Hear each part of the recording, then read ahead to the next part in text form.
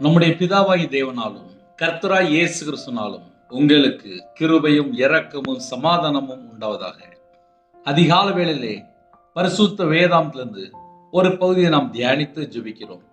Ezra 8ஆம் அதிகாரம் 22ஆம் வசனம் பின்பாகத்திலே, எங்கள் தேவனுடைய கரம் தம்மை தேடுகிறவர்கள் எல்லார் மேலும் அவர்களுக்கு நன்மையாக இருக்கிறது என்றும், அவருடைய வல்லமையும் அவருடைய கோபமும் அவரை விட்டு விலகுகிறவர்கள் எல்லார் மேலும் இருக்கிறது என்றும் நாங்கள் ராஜாவுக்கு சொல்லி இருந்தோம். ஹல்லேலூயா. இந்த வசனத்திலே ரெண்டா பிரிக்கணும். முதல்ல, எங்கள் தேவனுடைய கரம் தம்மை தேடுகிறவர்கள் எல்லார் மேலும். முதல் பாயிண்ட் என்ன அப்படின்னா, தேவனை யாரெல்லாம் தேடுறாங்களோ அவர்கள் எல்லார் மேலும் தேவனுடைய கரம் அவர்களுக்கு நன்மையாக இருக்கிறது என்றும். இப்ப கால வேளையில யாரெல்லாம் இணைந்திருக்கிறீங்களோ நீங்க எல்லாருமே தேவனை தேடுகிற பிள்ளைகளா இருந்தால் தேவனுடைய கரம் உங்க மேல இருக்கும். தேவனை எப்படிலாம் தேடணும் அப்படின்னா, முதலாவது தேவனுடைய ராஜ்யத்தையும் அவருடைய நீதியும் தேடுங்கள், கேளுங்கள், தேடுங்கள். இன்னைக்கு கால வேளையில நம்ம எப்படிலாம் தேட போறோம்? சீக்கிரமா எந்திரிங்க, கையில பைபிள் எடுத்து வாசிங்க. தினம்தோறும் நைட் நேரத்தில் தனி ஜெபம் பண்ணுங்க, குடும்ப ஜெபம் பண்ணுங்க, குடும்பமா பாட்டு படிச்சு ஜெபம் பண்ணுங்க. வீட்டில் ஃப்ரீயா இருக்கிறீங்க அப்படின்னா கையில பைபிள் எடுத்து வாசிங்க. வீட்டில் தனி ஜெபம் பண்ணுங்க, முழங்கால் போட்டு ஜெபம் பண்ணுங்க. உங்க வீட்டில் தேவையில்லாத எல்லா காரியத்தையும் விலக்கிருங்க. ஒரு குடும்பத்திலே தேவனை தேடணும் அப்படின்னு சொல்லி முடிவு எடுத்தால் அவங்க வீட்டில் தேவையில்லாத ஒரு பொருள் இருக்கக்கூடாது. தேவையில்லாத ஒரு பொருள் அப்படின்னா என்ன அப்படின்னா, வீட்டில் கர்த்தர் பிரியமில்லாத நிறைய காரியம் வச்சிருப்பாங்க. கேட்டா, நான் ஒரு இடத்துக்கு போயிட்டு இருந்தேன், அவங்க எனக்கு ஒரு சின்ன இதில் தண்ணி கொடுத்தாங்க அப்படிம்பாங்க. சில இடத்துல ஏதாவது வாங்கிட்டு வந்திருப்பாங்க. இவனுடைய நம்பிக்கை ஃபுல்லா அது மேல இருக்கும், கர்த்தர் மேல இருக்காது. இப்ப நிறைய வீட்டுல இப்ப என்ன பிரச்சனை அப்படின்னா, தேவனை எப்படி தேடணும் தெரிய மாட்டுக்கு. எனக்கு ஒரு ஜெப குறிப்பு வந்துச்சு, அது என் இதயத்துல ரொம்ப ஆழமா பதிஞ்சிட்டு. அந்த மகள் காலேஜ் படிக்கிறா. காலேஜில் படிச்சுட்டு இருக்கும்போது அப்பாவுக்கு உடம்பு சரியில்லை அப்படின்னு உடனே அப்பாவை பார்க்க போறா. காலேஜில் கூட படிக்கிற ஒரு பிள்ளை, நீ இந்த மாதிரி நான் உனக்கு ஒரு ஃபோட்டோ தரேன், உங்கள் அப்பா உடம்பு சரியில்லைன்னு சொன்னல, நீ மெழுகு திருப்பத்தை வச்சு உட்காந்துரு, உங்கள் அப்பாவுக்கு சரியாயிரும் அப்படின்னு சொல்லி அனுப்பிவிட்டா. இந்த பாப்பா அந்த ஃபோட்டோ வாங்கியிருக்கா, மெழுகு திருவி வாங்கிச்சுக்கிட்டா. இவங்க அப்பாவுக்கு உடம்பு சரியில்லை, கவர்மெண்ட் ஹாஸ்பிட்டலில் அவசர சிகிச்சையில் இருக்கிறாங்க. இந்த மகள் அந்த ஹாஸ்பிட்டல் வெளியில் பக்கத்தில் ஒரு இடத்துல ரூம் எடுத்து தங்கி அங்கே வீட்டில் சம்பளம் போட்டு உட்காந்து ஃபோட்டோ முன்னாடி உட்காந்துருக்கா, மெழுகு திருப்பத்தை வச்சு உட்காந்துருக்கா.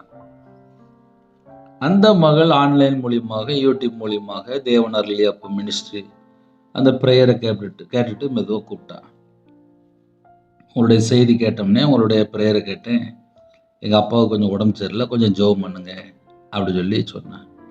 நான் உடனே கேட்டேன், அப்பா எங்கே இருக்காங்க கேட்டேன். ஹாஸ்பிட்டலில் அவசர சிகிச்சையில் இருக்காங்க, நீ எங்கம்மா இருக்க அப்படின்னு சொல்லி கேட்ட உடனே, நாங்கள் பக்கத்தில் ஒரு ரூம் எடுத்து தங்கியிருக்கோம், நான் மட்டும்தான் இருக்கிறேன், நானும் அப்பா வந்து ஹாஸ்பிட்டல் வந்திருக்கோம், வந்த இடத்துல இந்த மாதிரி அவசர சிகிச்சை, அதனால் அவங்க அங்கே இருக்கிறாங்க, நான் வந்து ரூமில் இருக்கிறேன் அப்படின்னா.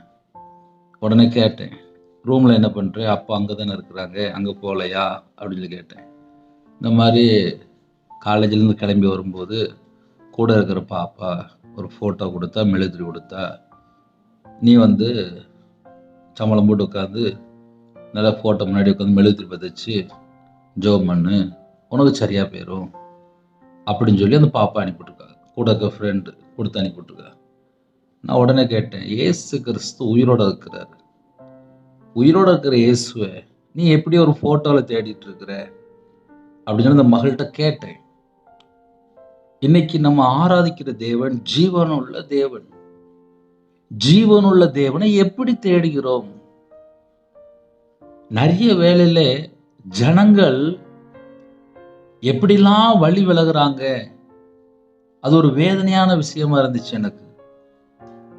என் வாழ்க்கையில நான் வழி தவறி போயிட்டேன், தடுமாறி போயிட்டேன், கர்த்தரை விட்டு போயிட்டேன். என் வாழ்க்கையில நஷ்டம் வந்துச்சு. 55 லட்ச ரூபா நஷ்டப்பட்டு நடுரோட்டுக்கு வந்தேன். நடுரோட்டுக்கு வரும்போது என் கையில பைபிள் இருந்துச்சு. கையில பைபிள் எடுத்து வாசித்து பார்த்தேன். வசனம் தெளிவா எழுதப்பட்டிருக்கு. அவருடைய வல்லமையும் அவருடைய கோபமும் அவரை விட்டு விலகிறவர்கள் எல்லார் மேலும் இருக்கிறது என்றும் நாங்கள் ராஜாவுக்கு சொல்லியிருந்தோம். யாரெல்லாம் கர்த்தரை விட்டு வழி விலகுறாங்களோ, கர்த்தரை விட்டு விலகி போறாங்களோ, அவருடைய வல்லமையும் அவருடைய கோபமும் அவரை விட்டு விலகிறவர்கள் எல்லார் மேலும் இருக்கிறது என்றும். என் வாழ்க்கையிலே நான் கர்த்தரை விட்டு வழி விலகினாலு, அதனால நஷ்டம்னா என்ன, வேதனைனா என்ன, தேவனுடைய கோபம்னா என்ன, தேவனுடைய தண்டனைனா என்ன, எதனால ஒரு மனுஷன் நடுரோட்டுக்கு வரான், எதனால எல்லாம் நஷ்டமாகுது, எதனால ஒரு மனுஷன் கஷ்டப்படுறான், இதெல்லாம் என் வாழ்க்கையில நான் அனுபவிச்சிருக்கேன். அதனால கால வேளையில் இந்த செய்தி நம்ம யாரெல்லாம் கேட்குறீங்களோ, ஒரு வசனத்தை நம்ம வாசிக்கும் போது அதை 2ஆ பிரிச்சிருக்கோம். எங்கள் தேவனுடைய கரம் தம்மை தேடுகிறவர்கள் எல்லார் மேலும் அவர்களுக்கு நன்மையாக இருக்கிறது என்றும். தேவனை தேடினால் தேவனுடைய கரம் அவர்களுக்கு நன்மையா இருக்கான். அப்ப என் வாழ்க்கையில நான் நன்மையை பெற்றுக்கொள்ளணும் அப்படின்னா நான் தேவனை தேடணும். ஒரு மனுஷன் தேவனை தேடும் போது அவங்க நல்லா இருப்பாங்க. இன்னைக்கு தேவனை தேடாமல் மனுஷன் பின்னாடி போறாங்க, செல்போன் பின்னாடியே போறாங்க. இப்ப பிரச்சனை எங்க ஆரம்பிக்கு யாருக்கும் தெரிய மாட்டேங்குது. நான் கஷ்டப்பட்டேன், அதனால எனக்கு கொஞ்சம் சொல்றது ஈஸியா இருக்கு. எல்லாரும் போல நானும் சராசரி ஒரு மனுஷன் தான். நானும் வியாபாரத்துல இருந்திருக்கேன். வியாபாரத்துல இருக்கும்போது காலையில ஒரு 10 நிமிஷம் இல்ல ஒரு 1/2 hour கிறிஸ்டியன் பாட்டு ஓடும். அதுக்கப்புறம் பகல் நேரத்துல சும்மா இருக்கும்போது நானும் படம் பார்த்துருக்கேன், நானும் நாடகம் பார்த்துருக்கேன். வீட்டுக்கு வந்ததுக்கப்புறம் வீட்லயும் படம் பார்த்துருக்கேன். ஆனால் தேவனை தேடல. ஞாயிற்றுக்கிழமை சர்ச்சைக்கு போவேன், கடமை, அவ்வளவுதான், முடிஞ்சிட்டு. எனக்கும் தேவனுக்கும் எந்த ஒரு தொடர்பு இல்லை, உறவு இல்லை, ஐக்கியம் இல்லை. இயேசு கிறிஸ்து எப்படிப்பட்டவர் எனக்கு தெரியாது, ரட்சிப்புனா தெரியாது, பரிசுத்த ஆவியானவர்னா சுத்தமா தெரியாது, பிதா குமாரன் பரிசுத்த ஆவியானவர்னா அதுக்கும் அர்த்தம் தெரியாது. ஆக மொத்தம் சின்ன வயசுல இருந்து சர்ச்சைக்கு போயிருக்கனே தவிர என்னைக்கு கஷ்டப்பட்டு கடன்ல கஷ்டப்பட்டு நடுரோட்டுக்கு வந்தோன்னா அப்பதான் கையில பைபிள் எடுத்தேன். இதையே அப்படியே உங்களுக்கு நான் ஸ்பீச்சில் சொல்றேன் அப்படின்னா, நல்லா இருக்கும்போது தேவனை தேட மாட்டேங்காங்க. வீட்டில் நிறைய பிரச்சனை, புலம்பல், அதுக்கப்புறம் தான் கையில பைபிள் எடுக்கிறாங்க. நல்லா இருக்கும்போது ஒரு மனுஷன் கையில பைபிள் எடுக்கணும். நல்லா படிச்சுட்டு இருப்பாங்க, நல்ல பொசிஷன்ல இருப்பாங்க, நல்ல ஒரு வீடு கட்டியிருப்பாங்க, நல்ல செட்டில் இருப்பாங்க, எல்லா வசதியும் இருக்கும். எல்லாம் இருக்கும் போதே தேவனை தேடிடணும், அதுதான் பேசிட்டு இருக்கேன். அதனால யாரெல்லாம் தேவனை தேடுறீங்களோ உங்களுக்கு இன்னும் ஆசீர்வாதம், இன்னும் நன்மைகளை பெற்றுக்கொள்ள முடியும். ஐயா நான் தேவனை தேடல அப்படின்னா உடனே ஆப்போசிட். அவருடைய வல்லமையும் அவருடைய கோபமும் அவரை விட்டு விலகிறவர்கள் எல்லார் மேலும் இருக்கிறது என்றும் நாங்கள் ராஜாவுக்கு சொல்லியிருந்தோம். இந்த வசனத்தை நம்ம வாசிக்கும் போது 2 விதமான ஜனங்கள் ஆன்லைன் மூலியமா கேட்பீங்க. ஆசீர்வாதத்தை மட்டும் பேசலாம், ஆனா ஆப்போசிட் யாரு பேசுவா? ஒரு மனுஷன் கர்த்தரை விட்டு தள்ளி போய் வாழ்றான், அதை யாரு சொல்லி தருவா? ஐயா பரலோகத்துக்கு போறதுதான் நமக்கு முக்கியம். இந்த பூமியில ஒரு பாவி மனம் திரும்பி பாவ மன்னிப்பை பெற்றுக்கொண்டு, ரட்சிப்பை பெற்றுக்கொண்டு, அபிஷேகத்தை பெற்றுக்கொண்டு, பரிசுத்தாவை பெற்றுக்கொண்டு, கனி உள்ள ஒரு வாழ்க்கை, வெளிச்சத்தின் பிள்ளைய வாழணும், சுவிசேஷம் அறிவிக்கணும். நம்மளா ராஜாக்கள், ஆசாரியர்கள், நம்மளா நீதிமான், பரிசுத்தவான், நமக்கு 1000 gift தந்திருக்காரு. ஆனால் கர்த்தரை தேடும் போது தேவனுடைய கரம் என் மேல இருக்கு. இந்த கிஃப்ட் 1000 கோடி கொடுத்தாலும் எனக்கு கிடைக்காது. என் வாழ்க்கையில நான் நஷ்டப்பட்டதுக்கு அப்புறம் கையில பைபிள் எடுத்து வாசிக்க ஆரம்பிச்சேன். ஒரு நாளைக்கு 7 மணி நேரம் 8 மணி நேரம் உட்காந்து வாசிக்க ஆரம்பிச்சேன். ரொம்ப ஜெபம் பண்ண தெரியாது. அதனால அதிகமா கையில பைபிள் எடுத்து வாசிக்க ஆரம்பிச்சேன். கையில பைபிள் எடுத்து வாசிக்கும் போது தெரிஞ்சது, கர்த்தரை விட்டு வழி விலகும் போது எவ்வளவு நஷ்டம் வருது, எவ்வளவு பிரச்சனை வருது, எவ்வளவு போராட்டம் வருது. ஆதியாகமம் 3ஆம் அதிகாரத்துல பிரச்சனை ஆரம்பிச்சது.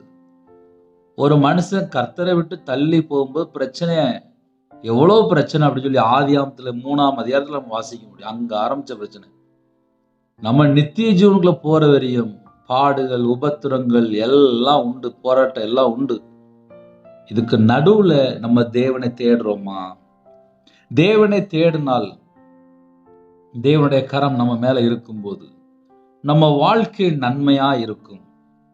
இல்ல பிரதர், நாங்க தேவனை தேடல, நாங்க இஷ்டம் போலதான் வாழ்ந்துட்டு இருக்கோம். அதுக்கு ஆப்போசிட்டும் பைபிள்ல எழுதப்பட்டிருக்கு. அவருடைய வல்லமை, அவருடைய கோபம் அவரை விட்டு விலகிறவர்கள் எல்லார் மேலும் இருக்கிறது. யாரெல்லாம் தேவனை விட்டு விலகுறாங்களோ அவங்க எல்லார் மேலும் இருக்குன்னு சொல்லி பைபிள்ல போட்டிருக்கு. இப்ப நம்ம மெசேஜ் பேசுறோம், கீழே ஆமேன்னு கூட போட மாட்டாங்க. ஏன் அப்படின்னா, அவங்க ஒருவேளை கர்த்தரை விட்டு வழி விலகினால் இந்த செய்தி கேட்கும்போது, நானே கர்த்தரை விட்டு வழி விலகுறேன், நான் எப்படி ஆமேன்னு போட முடியும் அப்படிம்பாங்க. இப்ப அப்படிதான் ஸ்டேஜ் போயிட்டு இருக்கு. ஒரு செய்தி நம்ம பேசுறோம் அப்படின்னா பரலோகத்துக்கு போகணும், அது மட்டும்தான் நம்ம கான்செப்ட். இங்க சொத்து சேர்த்து இங்க செட்டில்லாம் ஆக முடியாது.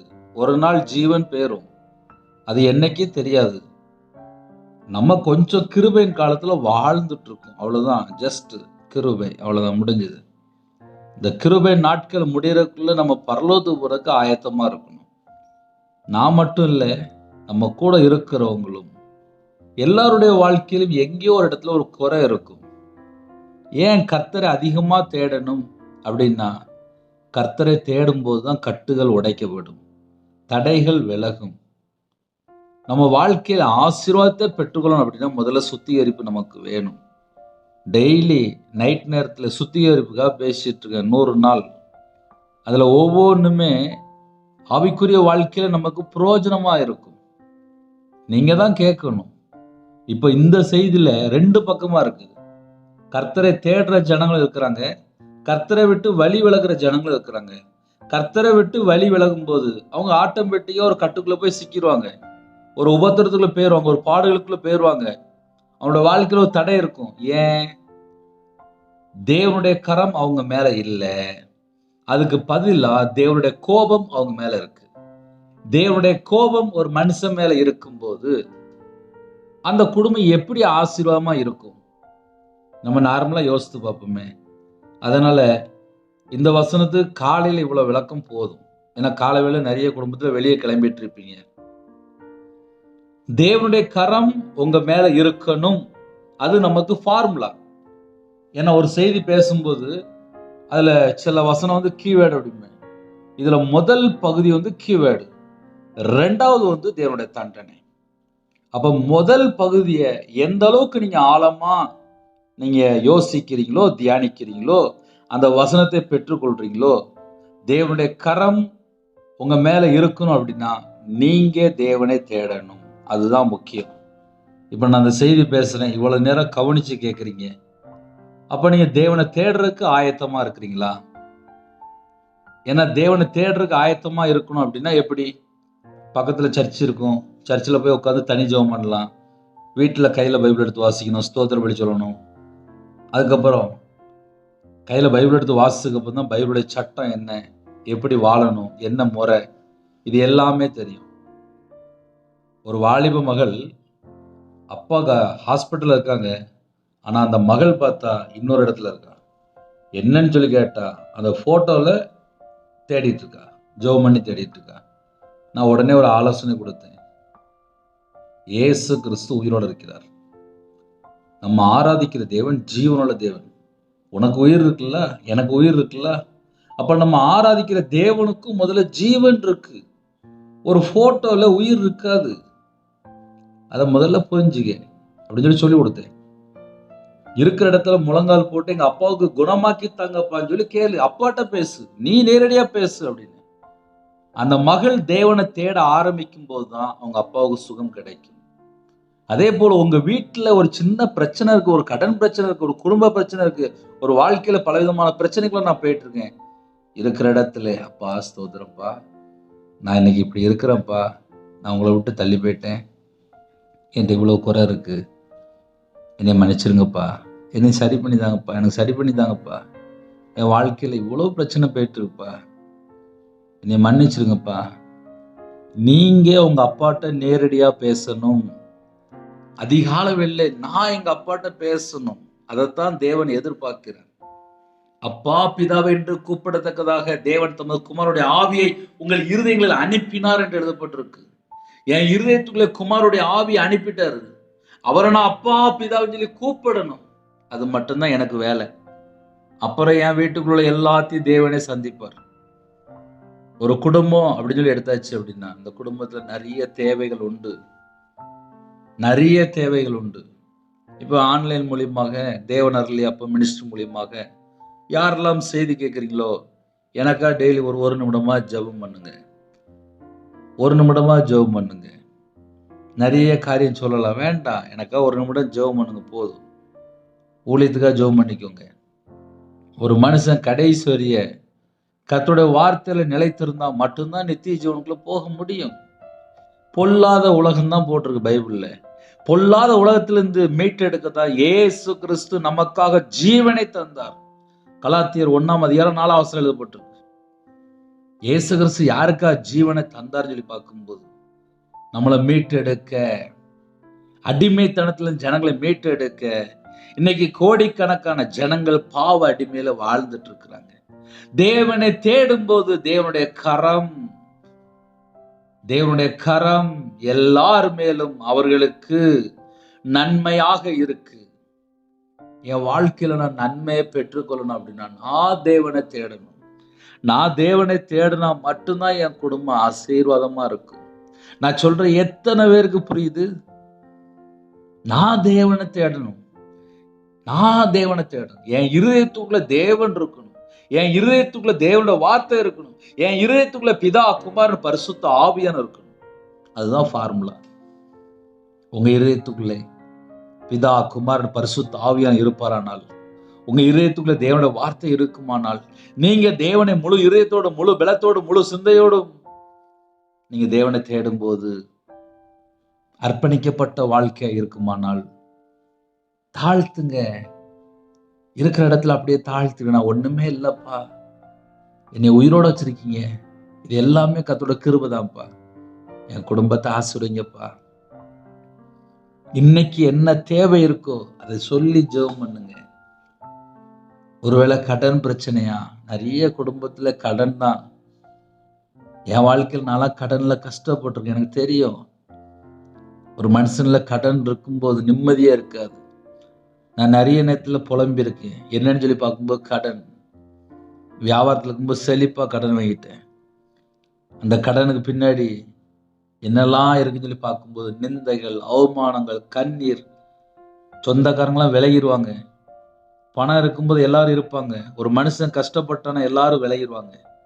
அதையும் நான் அனுபவிச்சிருக்கேன். மாந்திரியத்துல கஷ்டப்பட்டிருக்கேன், கடன்ல கஷ்டப்பட்டிருக்கேன், வியாதியில கஷ்டப்பட்டிருக்கேன், எத்தனையோ சொல்லலாம். ஆனால் கையில பைபிள் எடுக்கும்போது, நான் தேவனை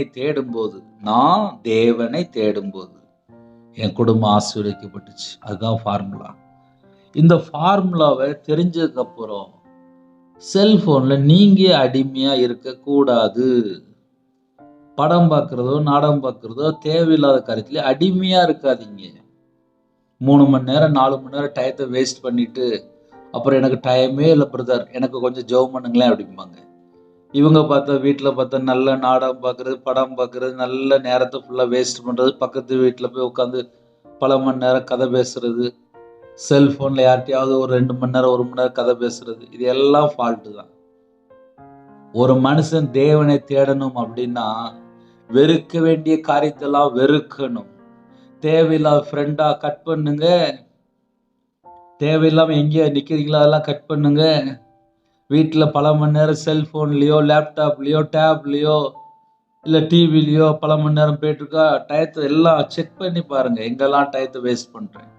நான் ஏன் தேவனை தேட முடியலை? என்கிட்ட என்ன குறை இருக்கு? என் வீட்டில் ஏன் இவ்வளவு பிரச்சனை? என் பிள்ளையோட வாழ்க்கையில் என்ன பிரச்சனை? என் கணவர் என்ன பிரச்சனை? யார் யார் எப்படி தேவனை தேடுறோம்? நம்ம வீட்டுக்குள்ள யாரெல்லாம் தேவனை தேடுறாங்க? பிள்ளைகள் தேவனை தேடுறாங்களா? உங்க பையன் தேவனை தேடுறாங்களா? உங்க கணவர் தேவனை தேடுறாங்களா? உங்க வீட்டுல யாரெல்லாம் இருக்கிறீங்க? எல்லாரும் தேவனை தேடுறீங்களா? அதை செக் பண்ணி பார்த்தால் வீட்டில் உள்ள பிரச்சனை டக்குன்னு ஒரு சால்வ் பண்ணி எல்லாம் கரெக்ட் ஆயிரும். இதுதான் ஃபார்முலா. இன்னைக்கு பேசின ஃபுல்லாகவே ஃபார்முலா. ஒரு பில்டிங் கட்டணும் அப்படின்னா அதுக்கு முன்னாடி முதல்ல ஒரு பிளான் போட்டு கவர்மெண்ட்டில் போய் எல்லாம் செக் பண்ணி முடிச்சுட்டு கையெழுத்து போட்டு வாங்கிட்டு வருவாங்க. நம்ம ஒரு வீடு கட்டணும் அப்படின்னால முதல்ல பிளான் தான் வேணும். குடும்பம் ஆசீர்வாதமாக இருக்கணும், குடும்பம் நன்மையை பெற்றுக்கொள்ளணும், நம்ம குடும்பத்தில் எல்லார் மேலும் தேவனுடைய கரம் இருக்கணும் அப்படின்னா 24 மணி நேரம் வாழ்க்கை, அதில் என்னெல்லாம் மிஸ்டேக் இருக்குது, அதில் எங்கெல்லாம் தப்பு இருக்குது, அதில் எங்கெல்லாம் நம்ம டயத்தை வேஸ்ட் பண்ணுறோம். ஒரு வீட்டில் சும்மா நார்மலாக வாலிப பையன் ஒரு 2 மணி நேரம் இல்லை 3 மணி நேரம் இல்லை 6 மணி நேரம் இல்லை 8 மணி நேரம் செல்ஃபோனில் கேமு இல்லை படம் பார்க்குறது நாடகம் பார்க்குறது எதுலையாவது அடிமையாக இருக்காங்க. அம்மாவும் கேட்க முடியல, அப்பாவும் கேட்க முடியல. இப்போ அப்படிப்பட்ட காலத்தில் போயிட்டுருக்குறாங்க. தேவனை தேடினால் நன்மை, தேவனை தேடினால் தேவனுடைய கரம் உங்கள் பையன் மேலே இருக்கும். நான் மறுபடியும் சொல்கிறேன், தேவனை தேடினால் குடும்பம் நன்மை பெற்றுக்கொள்ளும்.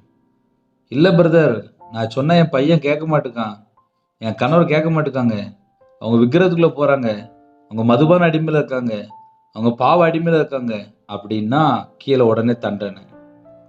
அவருடைய வல்லமையும் அவருடைய கோபமும் அவரை விட்டு விலகிறவர்கள் எல்லார் மேலும் இருக்கிறது என்றும் நாங்கள் ராஜாவுக்கு சொல்லி இருந்தோம். இப்ப யாரெல்லாம் கேட்குறீங்களோ உங்களுக்கு இந்த சத்தியம் இனிமேல் நல்லா புரிஞ்சிட்டு, இதுக்கப்புறம் உங்க வீட்டுக்குள்ள யாரெல்லாம் இருக்கிறாங்களோ அவங்க தேவனுடைய கண்ட்ரோல்ல இருக்கிறாங்களா, இல்ல தேவனை விட்டு வழி விலகி தேவனுடைய கோபத்துக்குள்ள ஒரு மனுஷன் இருக்கிறானா, இதை முதல்ல செக் பண்ணுங்க. காலைல தூங்கி எந்திரிச்ச உடனே புது ட்ரெஸ் போடணும், எல்லாமே அயன் பண்ணது வேணும், எல்லாமே செக் பண்ணி தான் வெளியில கிளம்புறாங்க. ஆவிக்குரிய வாழ்க்கையிலே என் மேல தேவனுடைய கரம் இருக்கா, என்னை தேவன் ஆசீர்வதிச்சிட்டாரா, இதை முதல்ல கண்டுபிடிக்கணும். எப்படி காலையில வேலைக்கு போனா ஒரு மாசம் ஃபுல்லா வேலை பார்த்தா அடுத்த மாசம் சம்பளம் வாங்குறோமோ, அதே போல 31 நாளும் என் சிரசின் மேலே தேவனுடைய கரம் இருக்கா? நான் தேவனை தேடுறேனா? நான் தேவனை தேடினாதான் என் குடும்பம் நன்மையை பெற்றுக்கொள்ள முடியும். ஹல்லேலூயா. இந்த சத்தியம் உங்களுக்கு எந்த அளவுக்கு புரிஞ்சிருக்கோ, தேவனை உடனடியா தேடுங்க, உங்க குடும்பம் ஆசீர்வதிக்கப்படும். இல்லை பிரதர், நான் மட்டும்தான் தேவனை தேடுறேன், இன்னும் வீட்டுக்குள்ள தேடலை அப்படின்னா முழங்கால் போட்டு தேவன்கிட்ட சொல்லிருங்க, என் பையன், என் கணவர், என் பிள்ளை இன்னும் தேவனை தேடலை, தேவனை தேடுறதுக்கு வாசல் திறந்து தாங்கப்பா. என் பையனை சந்திங்க, என் பிள்ளைய சந்திங்க, என் கணவரை சந்திங்க, என் குடும்பத்தை சந்திங்க, என் குடும்பம் ரட்சிக்கப்படணும், நான் உங்க பாதப்படியில இருக்கிறேன்ப்பா, எங்க குடும்பம் ஆசீர்வதிக்கப்படணும், தேவனுடைய கரம் எங்க பிள்ளைகள் மேல இருக்கணும், தேவனுடைய கரம் என் கணவர் மேல இருக்கணும், தேவனுடைய கரம் எல்லாரும் மேல இருக்கணும்.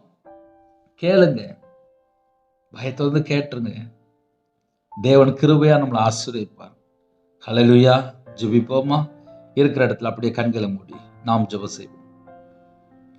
கிருபை மகிமைந்த பரிசுத்தமுள்ள நல்ல பிதாவே, நன்றியோடு துதிக்கிறோம், சுதிரோம்ப்பா. புதிய நாளைக்கான கிருபைக்காக 1000 மடங்கு நமக்கு நன்றி செலுத்திரோம்ப்பா. எங்க வாழ்க்கையில நாங்க எங்கெல்லாம் கர்த்தரை விட்டு வழி விலகி இருக்கிறோமோ, தேவனை தேடாமல் தேவனை விட்டு தள்ளி போனோமோ, அந்த பாவத்தை மன்னிச்சிருங்கப்பா. உமக்கு பிரியம் இல்லாமல் என்னோட வாழ்க்கையில என்னென்ன பகுதிகள் என்னென்ன காரியங்கள் இருக்கோ அது எல்லாம் மன்னிச்சிருங்கப்பா. எங்க வாழ்க்கையில நாங்க எத்தனையோ காரியத்துல தேவனை தேடாமல் சுயமா முடிவு எடுத்துட்டோம். தேவனை விசாரிக்காமல் நாங்க வெளியில போயிட்டோம். தேவனுடைய கரத்துக்குள்ள அடங்கி இருக்காமல் நாங்க வாழ்ந்துட்டோம். தேவனை பிரியமில்லாமல் வாழ்ந்துட்டோம். தேவனை ஒழுங்கா தேடல. எங்க வாழ்க்கையில எங்கெல்லாம் குறைகள் இருக்கோ அந்த குறைகளை மன்னிச்சிருங்கப்பா. எங்க பாவத்தை எல்லாம் மன்னிச்சிருங்கப்பா. ஒவ்வொரு குடும்பமும் ஆசீர்வதிக்கப்படணும் அப்படின்னா தேவனை தேடுறவங்களுக்கு தான் நன்மை சொல்லியிருக்கீங்கப்பா. தேவனை தேடும் போதுதான் தேவனுடைய கரம் கூட இருக்குன்னு சொல்லியிருக்கீங்கப்பா. எங்க வாழ்க்கையில் நாங்க எங்கெல்லாம் தேவனை தேடாம இருந்தோமோ அந்த பாவத்தை மன்னிங்கப்பா. எங்க பாவத்தை மன்னிங்கப்பா. எங்க பாவத்தை மன்னிங்கப்பா. எங்களை மன்னிச்சிருங்கப்பா. நாங்க முழு இருதயத்தோடு, முழு பலத்தோடு, முழு சிந்தையோடு, முழு ஆத்துமாவோடு நாங்க தேவனை தேடுறதுக்கு எங்களுக்கு ஒரு கிருபை தாங்கப்பா.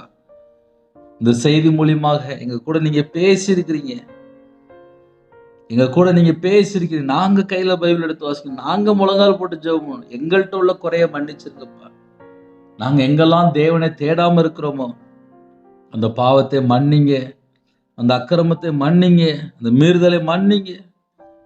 எந்தெந்த குடும்பத்தில் இந்த செய்தி கேட்டு தாழ்த்துறாங்களோ பிள்ளைகளை ஆசீர்வதிங்க. பிறந்த நாள், திருமண நாள் யாரெல்லாம் கொண்டாடுறாங்களோ கர்த்தருடைய கரம் பிள்ளைகளை தொடட்டும்பா. பிள்ளைகளை ஆசீர்வதிங்க. கற்பத்தினி ஆசீர்வதிங்கப்பா. மாசமா இருக்காங்க ஆசீர்வதிங்கப்பா. டெலிவரி போறாங்க கர்த்தர் கூடப்பா. சரீரத்தில் பலவீனத்தோடு, வியாதியோடு, படுக்கையோடு யாரெல்லாம் இருக்கிறாங்களோ ஒவ்வொரு குடும்பத்தையுமே கர்த்தர் தொட்டு சுகமாக்கித்தாங்க. தீர்காயுஸ்தாங்கப்பா. இந்த மாசத்துல தேவைகள் எத்தனையோ தேவைகள் உண்டு. கடன் பிரச்சனை உண்டுப்பா. நாங்க முழு இதயத்தோடு கர்த்தரை தேடி நன்மைகளை பெற்றுக்கொள்ளணும். தேவனுடைய கரம் எங்க மேல இருக்கணும். அப்படிப்பட்ட கிருபைகளை தாங்க. எல்லா குடும்பத்தையும் ஆசுரிங்க. படிக்கிற பிள்ளைகளை ஆசுரிங்க. வெளிநாட்டுல இருக்காங்க, அவங்க இருக்கிற இடத்துல தேவனுடைய கரம் பிள்ளைகள் மேல இருக்கணும்ப்பா. தேவனை தேடணும். அப்படிப்பட்ட இதயத்தை தாங்க. உம்முடைய கரத்துல அர்ப்பணிக்கிறோம். இந்த நாளைங்களுக்கு ஆசீர்வதித்தாங்க. சிறு பிள்ளைகள் முதல் கொண்டு முதியோர் வரை எல்லாரையும் கர்த்தர் ஆசீர்வதிங்க. அப்புரோஜனமான ஊழியக்காரப்பா. பாவியா என் மேல கிருபையா இருங்கன்னு சொன்னது போல எங்களுடைய குறைகள் எல்லாம் மன்னிச்சுங்கப்பா. எங்களை தாழ்த்திரோம்ப்பா. எங்களை அர்ப்பணிக்கிறோம்ப்பா. உங்களுடைய கிருபையால் நிரப்புங்க. உங்களுடைய பிரசன்னத்தால் போடுங்க. உங்களுடைய வல்லமையால் நிரப்புங்க. ஜெபாபிஷேகத்தால் நிரப்புங்கப்பா. நிரப்பப்பட்ட பாத்திரமா மாறட்டும். இந்த நாளிலும் தடைகளை விலகட்டும். எத்தனையோ குடும்பத்துல வீடு கட்டி சொல்லி ஆசைப்படுறாங்கப்பா. கர்த்தர் மன விருப்பத்தை நிறைவேற்றித்தாங்க. வேலைக்கா ஜெபிக்கிற கர்த்தர் வாசல் திறந்து விடுங்க. ஜெபிக்கிற பிள்ளைகளை ஆசீர்வதிங்க. ஜெப விஷயத்தால் நிரப்பி ஆசீர்வதிங்க. வேதத்தை தியானிக்க இருதய மனக்கண்கள் திறந்து ஆசீர்வதிங்க. பழனிகளை திறந்து, பண்டகங்களை திறந்து கர்த்தர் ஒவ்வொரு குடும்பத்தையும் வேல் அடைத்து, பிதா குமாரன் பரிசுத்த நாமத்துல முத்திரை போட்டு உங்க இரத்த கோட்டைகளை வேல் அடைத்து கர்த்தர் பரிபூர்ணமா ஆசீர்வதிங்க. கர்த்தர் வேல் அடைத்து ஆசீர்வதிங்க. உங்க நாம் மட்டுமே விடட்டும். உம்முடைய கரத்துல அப்படின்னா துதி கன மகிமையெல்லாம் ஒருக்கே செலுத்திடுவோம்ப்பா. வெளியில புறப்படுறாங்கப்பா. எல்லா குடும்பத்துக்கு கர்த்தர் ஆசீர்வதிங்கப்பா. பிறந்த நாள், திருமண நாள் யாரெல்லாம் கொண்டாடுறாங்களோ 1000 தலைமுறைக்கு ஆசீர்வதிங்கப்பா. இந்த நாளின் சுவிசேஷம் யாரெல்லாம் அறிவிக்க போறாங்களோ கர்த்தர் உங்க பிள்ளைகளோட புறப்பட்டு போங்க. இந்த நாள் முழுவதும் கர்த்தருடைய கரம் பிள்ளைகளோட கொடுக்கட்டும். கர்த்தர் பொறுப்படுத்துங்க. இயேசு கிறிஸ்துவின் பிதாவே ஆமென். தேவனுக்கு மகிமை உண்டாவதாக. கிறிஸ்துவில் பிரியமானவர்களே, 9442504351 என்ற நம்பர் உண்டாங்க. நாங்கள் உங்களுக்காக குடும்பத்துக்காக ஜெபிப்போம். எனக்காக ஜெபித்துக் கொள்ளுங்கள். தொடர்ந்து இணைந்தீர்கள். கர்த்தர் உங்களையும் உங்கள் குடும்பத்தையும் சகல காலத்திலும் சம்பூர்ண திருப்தியாக ஆசீர்வதிப்பாராக. ஆமென். God bless you.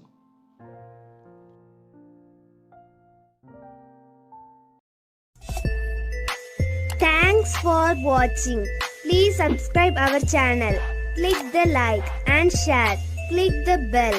God bless you.